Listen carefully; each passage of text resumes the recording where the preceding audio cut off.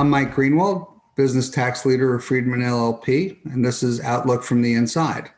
With us today is Stephen Bokiess. Stephen is a tax partner in our real estate group, and he's going to be talking with us about real estate loan workouts.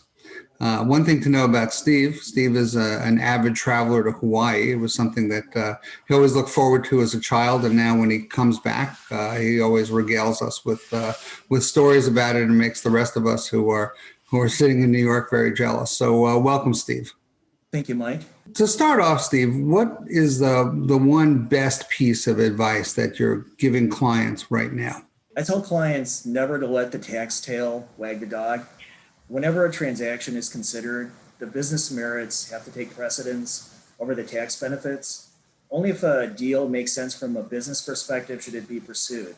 After that, it can be structured in the most tax efficient manner possible. For example, some people want to buy real estate because they could do a cost seg and potentially write off 20% of the building. Well, that doesn't really make sense if the building isn't going to positive cash flow and the mortgage can't be maintained. Excellent advice, and excellent advice at any time, but particularly now. Given the total disruption to the normal relationships, particularly those relationships between landlords and tenants, how does a building owner even know what their building is worth at the moment? It's harder because the market is in disarray. The best thing to do is to try to get comps to the extent that similar properties in the area or the surrounding areas have been sold, see what they've sold for. Different types of real estate is doing better than other types. Suburban retail is getting hit hard. It was getting hit hard, Mike, before the pandemic. It's getting hit harder even now. Suburban office space was starting to die on the vine, but with the pandemic, people are not comfortable going on public transportation. So suburban office space could be seeing a resurgence. And residential rentals was doing well before the pandemic. And pandemic or not, people need someplace to live, and residential rental continues to be very strong. What about healthcare or logistics? Is that favored property type at the moment? I think healthcare, with especially now, the more healthcare space, the better. Whether or not that's going to last long term beyond the pandemic remains to be seen. Should borrowers be approaching lenders at the moment to talk about their loans and see, if there's any relief available? Absolutely. Whether a borrower is doing well or not, they should approach the lender. Let's start with the positive. If a borrower's properties are positive cash flowing, they haven't really been affected by the pandemic, mortgage rates are at an all-time low. Now is the time to refinance and reduce those mortgage payments. There's no reason not to. If a property isn't performing, it's best to get ahead of the problem, to talk to the lender, try to get a temporary deferral on the mortgage payments or temporary reduction of the mortgage payments. So whether a borrower is doing well or not doing well, there's a reason to talk to the lender currently. So that's terrific, and it's a great idea. And obviously, lenders have been, at least prior to the pandemic, almost giving money away. But what do I do now if my lender contacts me? In other words, I'm sitting there just trying to run my property, and now all of a sudden I get a call from the lender that they're concerned about my loan. Well, in this case, silence is not more. It's best to be upfront with the lender, share your cash flows. If there's an issue, talk to your advisors, talk to your accountants, talk to your attorneys, talk to any consultants you have to get ahead of the problem.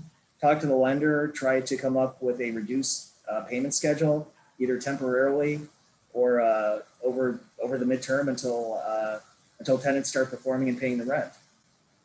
So is this a good time while you're talking to your lender? I mean, I guess obviously the thing to do is make sure, which of your tenants are going to be able to continue performing on their end and where you're in trouble on the rent receivable side, correct?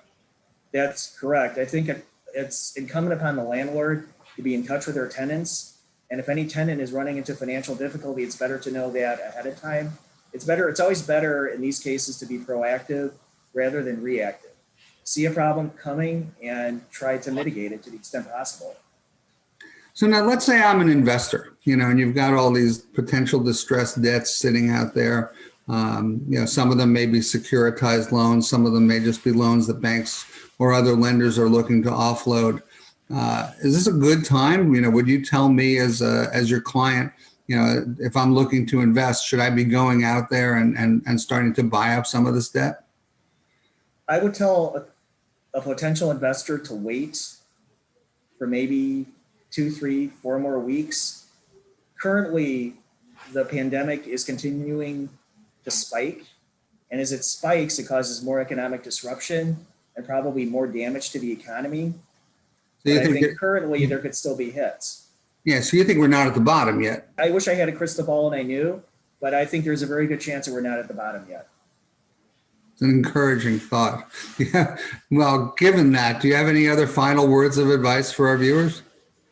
Always be proactive, whether you're doing well or you're not doing well. See what potential problems lie ahead and get ahead of them. It's better to anticipate a problem and be prepared for it than to be reactive.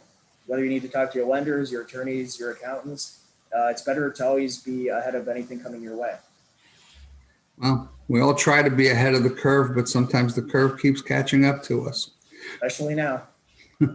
Well, thanks, Stephen. I hope you do get back to Hawaii one of these days, and I'd love to join you there. Absolutely, the more the merrier. Thank you.